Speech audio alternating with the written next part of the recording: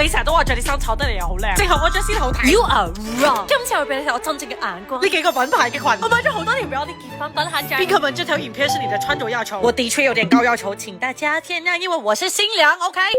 第一樣嘢就係絕對唔可以着白色或者米色。It's my color，OK？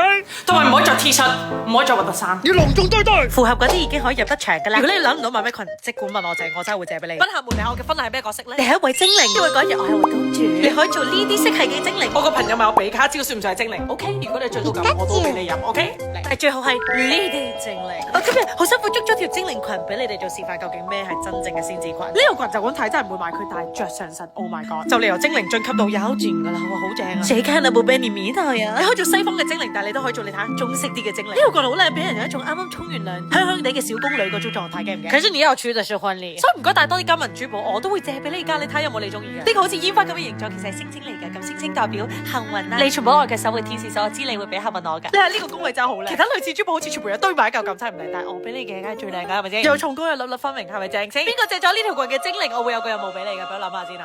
我知啦，粉紅色你就係浪漫精靈。你着多我件衫，到時我婚禮就交個任務俾你。你揈一揈你對翼 bling 一下咧，佢仲要在場即刻揾過嚟食一啖呀。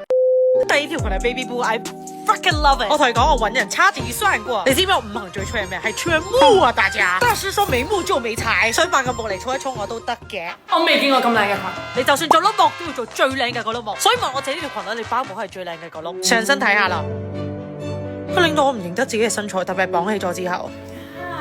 謝謝。I know， 佢365度都冇死過嘅一碌木，真係透唔到氣啊！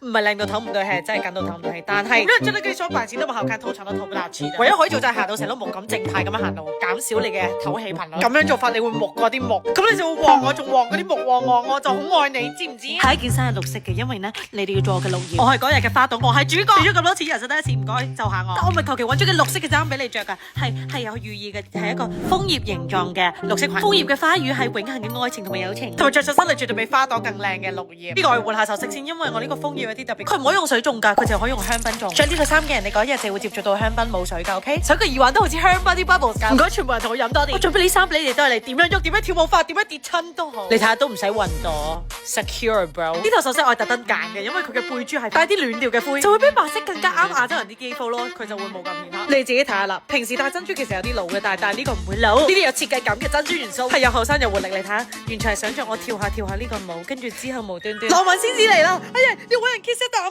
！kiss 完之後冇違和感，有種血氣方剛嘅感覺。